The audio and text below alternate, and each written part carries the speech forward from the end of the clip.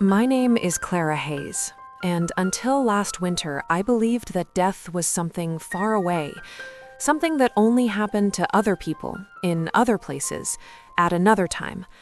I was 32 years old, healthy, and living a quiet life in a small town near the sea. I worked in the local library, I drank coffee every morning at the same cafe, and every evening I walked home along the same narrow street. Nothing strange ever happened to me. That is why what I am about to tell you still feels like a dream, even now. It began on a cold Monday evening in February. After work, I decided to walk through the old part of town. I did not have a reason, I only felt tired and wanted fresh air. The sky was gray and the streets were almost empty. As I passed the church, I heard music. Soft, slow music, the kind that people play at funerals. At first, I did not think much about it.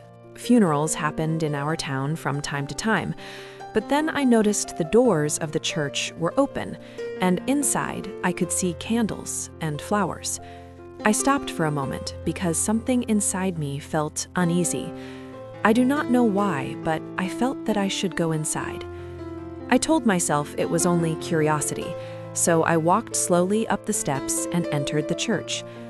The air was heavy with the smell of flowers. White lilies were everywhere. The lights were low, and many people were sitting quietly in the benches. At the front, near the altar, there was a wooden coffin. I froze. I did not know who had died, but suddenly my heart began to beat very fast. I wanted to leave, but my feet did not move. I stood near the door, trying not to make noise, and looked around. That was when I saw my mother. She was sitting in the second row, wearing a black dress. Her face was pale, and she was crying softly into a handkerchief.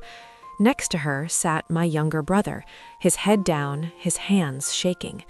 I felt dizzy. My family lived 2 hours away. They were not supposed to be here. And if they were here, it could only be for one reason. Slowly, with fear growing inside me, I looked toward the coffin. On the small card above the flowers, I saw a name, Clara Hayes, my name. For a long second, I could not breathe. This was impossible. I was standing there, alive, looking at my own funeral. I wanted to scream, to run to my mother and tell her that I was here, that I was fine, but my body did not move. It was as if I had become invisible. No one looked at me. No one noticed me near the door. The priest began to speak. His voice was calm and sad. "Today we are here to say goodbye to Clara Hayes," he said. "She was kind, quiet, and always ready to help others." Every word felt like a knife. People stood up one by one and walked to the coffin to say their last goodbye. I watched as my friends passed in front of me. Some of them cried. Some of them looked confused, as if they could not believe I was really gone. I wanted to touch the coffin, to see what was inside. Slowly, I walked forward. No one stopped me. When I reached the front, I stood next to the coffin and looked down. Inside, there was a woman. She looked exactly like me. Same dark hair, same small scar on the chin from when I was a child, same closed eyes. I stepped back, shaking. "This is not real," I whispered. "This is a dream." But everything felt real. The cold floor under my feet, the smell of flowers, the sound of crying. Suddenly, the music stopped. The priest closed the ceremony with a final prayer. People began to leave the church slowly. My mother stood up with difficulty, helped by my brother. Before she left, she walked to the coffin and touched it gently. "Goodbye, my dear," she said. When the church became empty, I was alone with the coffin. I did not know what to do. I stood there, staring at my own face, until I heard footsteps behind me. I turned around. An old woman was standing near the door.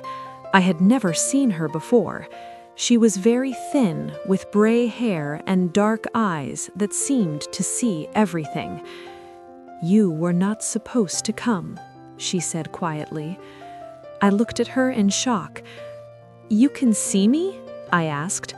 "Yes," she replied, "and that is a problem." "What is this place? Why is there me in that coffin?" The old woman walked closer and looked at the body inside. "This is not death. This is a warning." "A warning for what?" "For your life," she answered. I did not understand.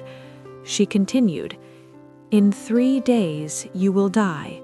This is how it will happen. But now you have seen it, and sometimes seeing is enough to change the future." My legs felt weak. "Die? How?" I asked. She shook her head. "That you must discover yourself." Then she took a small piece of paper from her pocket and gave it to me. "Remember, time is fragile." Before I could ask more, the lights went out. When they came back on, the church was empty, the coffin was gone, the flowers were gone, the old woman was gone. I was alone. I ran out of the church and into the cold night. My heart was beating so fast that I thought I would fall. I did not stop running until I reached my apartment. That night, I did not sleep. The next morning, I tried to tell myself it had been a dream, but on the table next to my bed, I found the small piece of paper. On it, there was only one sentence: "Be careful on Thursday." Thursday was 3 days away. During the next days, fear followed me everywhere. I watched every car, every stranger, every step I took. I did not cross the street without looking many times.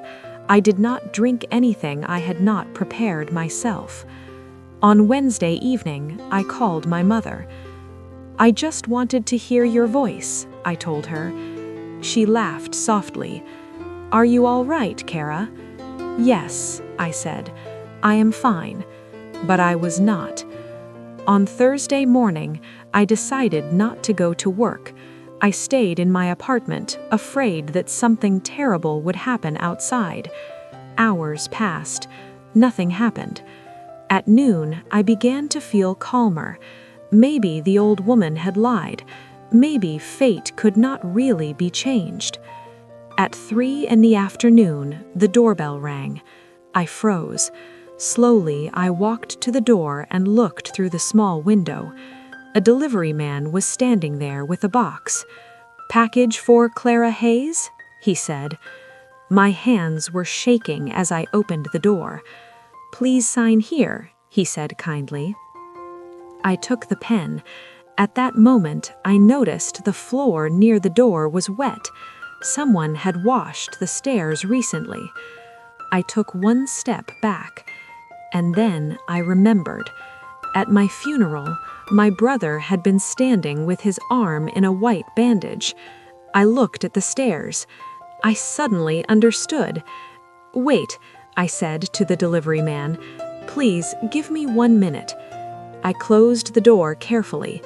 Then I called the building manager and asked him to put signs on the stairs, to dry them, to block them. When I finally opened the door again, I walked very slowly, holding the wall. The delivery man smiled. "Careful," he said. "The stairs are slippery." "Yes," I replied. "I know." Nothing happened. That evening, when I lay in bed, still alive, I felt tears in my eyes. The next day, I went back to the church. It was empty and silent. I waited for the old woman, but she never came. Even today, I do not know if she was real or if something else showed me my future. But one thing I know. Since that day, I walk more slowly. I look at people more carefully, and every morning when I wake up, I say softly, thank you for one more day. Thanks for watching. See you in the next video.